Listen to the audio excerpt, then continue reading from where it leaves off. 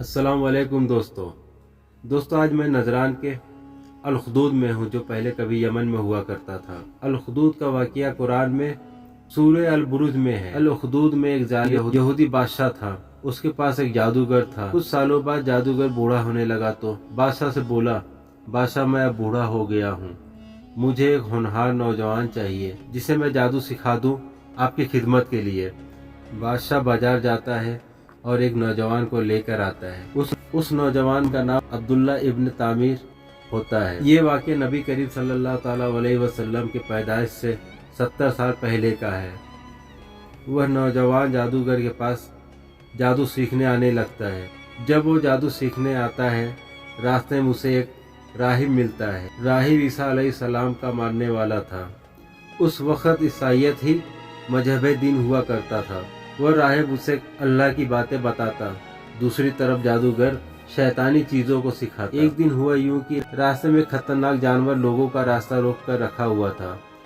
लोग डरे हुए थे। वहाँ वो लड़का भी था। लड़का रास्ते से पत्थर उठाता है और अल्लाह से दुआ करता है कि अगर राहिब की बातें सच्ची हैं तो इस पत्थर से जानवर को हलाक कर दे। और वह पत्थर उस जानवर के ऊपर फेंकता है। जानवर वहीं हलाक हो जाता है। ये कारनामा देख लोग अचंभित हो जाते हैं। चारों तरफ उसी के चर्चे होने लगते हैं। इस वाक़ये के बाद अल्लाह ने उसके हाथों में शिफा दे दिया। जब किसी बीमार को हाथ लगाता है वह सही हो जाता है। ये बात बादशाह को मालूम पड़ती है तो बादशाह बहुत खुश होता है। बादशाह लड़के को बुलाता है, बोलता है तुम तो अच्छा जादू सीख गए हो।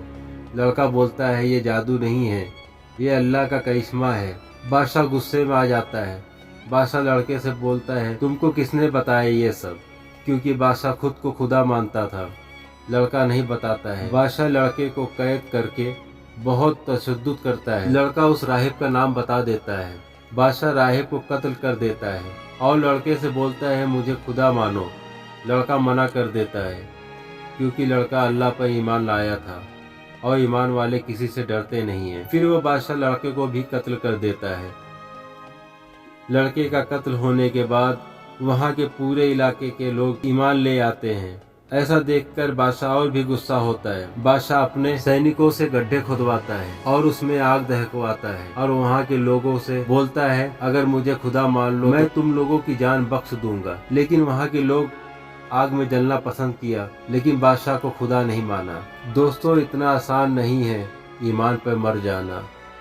वो तो उनके साथ आजमाइश थी और वो आजमाइश में पास हो गए। यही वो जगह है असहाब अल-खुदूद नजरान में।